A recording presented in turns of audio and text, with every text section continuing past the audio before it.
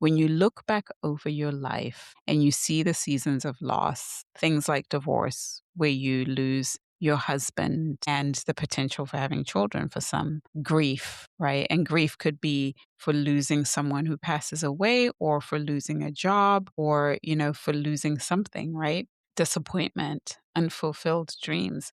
So when you look back on those seasons of loss, friend, can you see where God met you and how he met you? Just like God met Cathy in that cabin in the woods. And maybe it's through a specific verse, maybe it's a word, an event, a picture, a place, a song. Can you think of how God showed up for you during that time?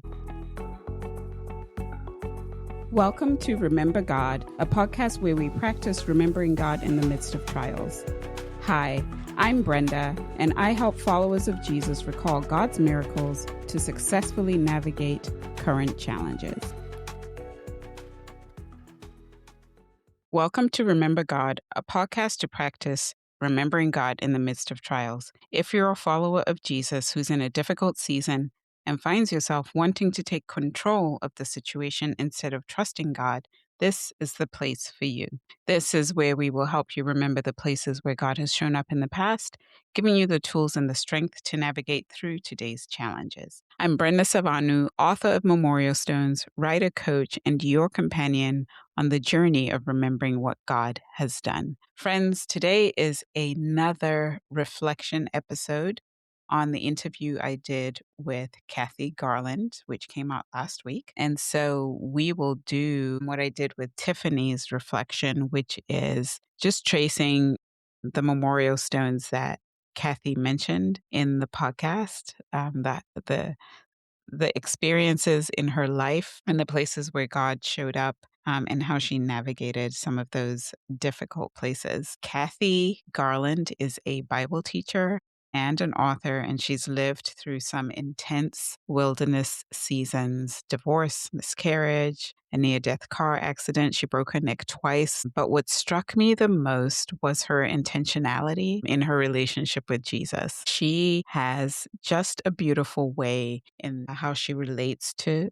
Jesus and how she even got to that place of personal relationship with him. And so today I want to highlight 3 memorial stones I picked up when Cathy was sharing. There are more than that. I'm sure if you've listened, you already know that. So let's start with the first memorial stone that struck me. So the first thing that struck me about Cathy, about what she shared, and even before I interviewed her when I was doing research, was that at 13 years old, Cathy deconstructed her faith. She was in her church with her parents.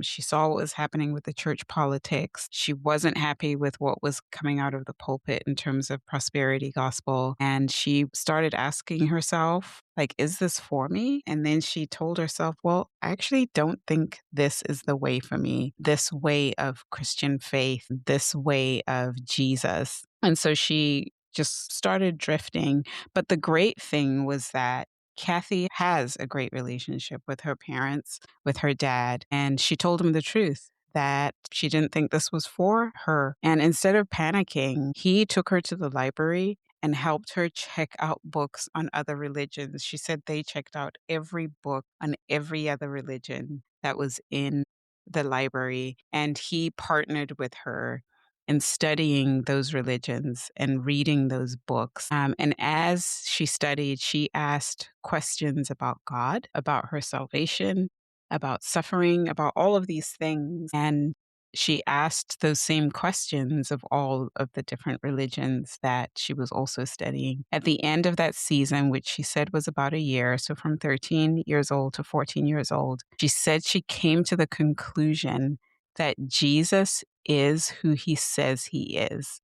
And he wants a personal relationship with me, is what she said, not with the world, but with Cathy. And that became a memorial stone, at least that I trace, that she goes back to, because as Cathy kept sharing within the interview, I saw that she kept going back to her personal relationship with Jesus, that in knowing that Jesus wanted to have a relationship with her, and her knowing that Jesus is real, knowing that he was pursuing her. That was a game changer for her. And that reminded me of Memorial Stone 10 in my book, Benjamin, Son or Daughter of the Right Hand. In her deconstruction, Cathy discovered who she was and whose she was and how much Jesus loves her. My journey was different than Cathy's, but we both arrived at the same place, knowing our identities in Christ. So, friend, if you have a moment, I'm going to give you a journal prompt just on this reflection on what Cathy shared. When did you come to know that Jesus wants a personal relationship with you? And what was happening in your life at that time? So you can go ahead and pause if you'd like and journal that question, or you can come back to it and do it later. All right. So the second memorial stone that I traced in Cathy's interview in her story was that God welcomes our questions. So she grew up in a home where hard topics like suicide, suffering, hypocrisy in the church, those subjects were talked about at the dinner table, where she talked about them with her parents. Nothing was off limits. And because her parents modeled a faith that wasn't afraid of being examined, Cathy started to do the same. And out of that, Cathy carries this conviction that anything that's really true will withstand your questions. And when I heard her say that, it was in another interview I'd listened to. When I heard her say that anything that is true will withstand your questions, it just hit me in such a way that we shouldn't be afraid to ask questions. We shouldn't be afraid to ask questions of God, to ask questions of our faith, because Jesus is the way, the truth, and the life. And so, because he is the truth, he can withstand our questions, and our faith as followers of Jesus can withstand those questions. And as I shared in the first memorial stone that I traced for Cathy, she took books out of the library and studied every single religion and came to the conclusion that the religion for her was Christianity. The religion for her was the religion of following Jesus. And so I thought that was powerful, that her parents set such an incredible example. And I like the other thing that Cathy said, that this was deconstruction for her. It wasn't about tearing the house down, but it was just about stripping it down to the studs, right? And seeing what is at the base, what is at the foundation. And so her studies removed the man-made traditions, and her questions removed the man-made traditions and kept the foundation of Christ. And it is from there that her faith really grew. And I love that she said she sees discernment as both a gift and a skill that has to be learned over time, right? Discernment is also a skill. It's not just a gift. And so when we know we have the gift of discernment, we have to put it into practice and learn over time. And it is an important skill to teach our children because, as Cathy said, right, she talks to her children about what was the message behind this commercial, because she's teaching them discernment. And it's so important for us to pass this down to the next generation, is discernment, because our children are not always with us, right? With us in person. And so the more we teach them to discern who God is, to discern his voice, to discern the Holy Spirit, the easier it will be for them to navigate a world full of mixed messages. So this wrestling, questioning that Cathy talked about, it reminded me of Memorial Stone 5 in my book, Naphtali, to wrestle. Because Cathy saw her parents wrestle with questions around what was happening in their church, it made her comfortable to do the same. And they supported her in that. And I think that is incredibly amazing. So, friend, my question for you after sharing that part is, what question have you been afraid to ask God? What have you been afraid to say out loud? Something that you've been pretending doesn't exist or just stuffed, put in a box and buried out in the backyard. What is that question? And perhaps you haven't even admitted it to yourself. So I'd encourage you to just think about that if you're generally not the person who questions God. That's been a new thing for me, is just learning how to question everything, learning how to question God, and also learning how to be honest in my emotions with God. So the third memorial stone that struck me in Cathy's life, this was several events that happened in her life, but I was just thinking of her wilderness season, right? She talked about getting married, getting divorced, having a miscarriage, just the long waiting until she was able to have children, feeling disqualified. She shared that she did all the right things, got married, and her marriage was a mess. So she ended up getting divorced. She thought that because she did the right things and married this man whom even her community approved of, she thought that that would automatically lead to the white picket fence, the kids. Instead, her husband left. And then because he left, it left her grieving even having children, having a family. And so she went through a season of not knowing whether she would be a mother.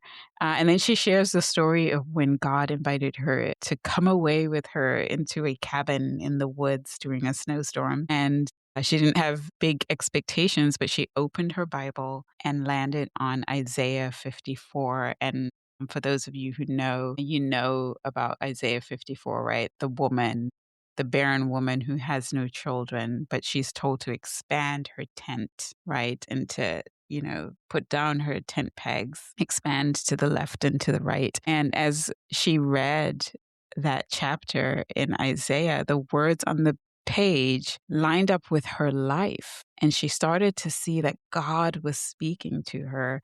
So she kept reading, and God encountered her, and she realized that God is the one who is her husband. God is the one who is El Roy. He is the one who sees her. He is the one who makes promises. He keeps them. He declares his truth like a banner over her, which was way better than the labels that other people were putting on her. So that experience of just going away in silence and solitude and meeting the Lord there. She shares that later those promises were confirmed again through prophetic words from people who didn't know what she experienced, who didn't know how the Lord had spoken to her, but spoke directly to those promises. And that shift in that cabin became a memorial stone that just took her from being rejected and forgotten and disqualified to remembering that Jesus has a relationship with her, wants a relationship with her. He loves her, and that he is her husband, and that he was also bringing her an earthly husband. So I thought that was really cool. It reminded me of Memorial Stone 1 in my book, Reuben Has Seen My Affliction. God saw Cathy's affliction in that season, and he met her there. And the foundation she had established as a 14-year-old girl, right, 1 year after she started her deconstruction, that set the foundation for her finding God in this place, in this cabin, in the snowstorm. So, friend, I have a question for you. When you look back over your life and you see the seasons of loss, things like divorce, where you lose your husband and the potential for having children for some, grief, right? And grief could be for losing someone who passes away, or for losing a job, or, for losing something, right? Disappointment, unfulfilled dreams. So when you look back on those seasons of loss, friend, can you see where God met you and how he met you? Just like God met Cathy in that cabin in the woods. And maybe it's through a specific verse, maybe it's a word, an event, a picture, a place, a song. Can you think of how God showed up for you during that time? If you can, I would invite you to write that down and go back to it, right? Like, that's the whole idea of memorial stones, that we write down these places where God showed up and then we go back to it and read it so that when we're in seasons of challenge and turmoil, we can go back then, we can be encouraged again. I was invited to speak at an event a few weeks ago, and I shared with the women on the call that I sometimes forget to read my own book and remind myself of where God showed up. And so a friend of mine had reminded me one day because I was going through it, and she said, "Girl, you need to read your own book. Don't you remember God showed up for you like this, and that particular memorial stone?" And I was like, yes. So even though I wrote this book, Memorial Stones, I still have to be reminded to go back to it and see the places where God shows up. Well, friend, as I wrap up this reflection on my interview with Cathy, I'm thinking of some other moments that really stuck with me, like when she encouraged us to seek God where He wants to be found in that season. Do you remember her talking about that? Where she talked about, the joy children have of when you're playing hide and seek with them, and that sometimes it's like that with God. So when we're going through seasons of we're not hearing Him, I recently went through a season like that where I was like, man, I'm not hearing God. And so she said, so seek him where you can find him. And what I loved about what she said, ordinarily I would think of seeking him as, from the perspective of opening my Bible, going to prayer, going to worship, going to church. But I love what she said, that perhaps in that season, God might be showing up for you in nature. So then go on walks. Perhaps He might be showing up for you in some other activity that you do. So do that thing. And when I was editing that particular episode, it was weeks after we had recorded it. And that ministered to me so deeply because I was in a season of not hearing God's voice. And so when I heard her say that, I was like, oh, yeah. And so I knew the activity I was going to engage, where I would find God. And I started doing that. And anyway, He was nudging me in that direction. I just started hearing Him again. So I love that she shared that. And I love that it ministered to me weeks later. The other thing that she shared, friend, do you remember this part when she was in the hospital under meds and she said she couldn't hear God's voice and that she never wanted to be in that position again because it was awful. She would rather be in pain than not hear God's voice. That blew my mind. Cathy dropped so many gems, and I tell you what, she is a wealth of wisdom and such a light to those who do life with her. And so I'm so glad that I met Cathy. I'm so glad we recorded that episode, and what she shared just spoke volumes to me. Friend, I hope my interview with Cathy also spoke volumes to you. Next week, you'll hear my interview with Pat Domingue. I can't wait for you to hear. That was a fun one to record as well. So listen until the end of this episode so that you can hear a preview of my interview with Pat. Hey, if you found this episode enjoyable, please drop a review, follow the show wherever you listen. Subscribe on YouTube. If you're on Apple Podcasts, hit a follow. And if you haven't left a review, please leave a review. This is what helps other people find the show. And so I would love for you to leave a review. So friends, I will chat with you again next week. And don't forget, stay tuned for a preview of next week's episode with Pat Domingue. God doesn't just forgive, He forgets. He erases the board. He destroys the evidence. He burns the microfilm. He clears the computer. He doesn't remember my mistakes. For all the things He does do, this is one thing He refuses to do. He refuses to keep a list of my wrongs. When I ask for forgiveness, He doesn't pull out a clipboard and say, but I have already forgiven you for 516 times. He doesn't remember. As far as the east is from the west, as far as he has removed so far he has removed our transgressions from us. I will be merciful toward their iniquities. Even if you are stained as red as crimson, I can make you as white as wool. All of that to say that night, my life changed because he Wow. spoke to me through his word. And I had to remember, go all the way back to where I started. If this episode resonated with you, there are two things I'd like you to consider. Number one, rate and review the show. This will help other listeners find the show and get the same inspiration and encouragement you got from it. And number two, I would love for you to share this episode with someone you love and someone you think could benefit from hearing this particular episode. Also, if you would like to connect with me outside of this podcast, you can find everything related to me on my website, brendasavanu.com. There you can find my social media links if you'd like to follow.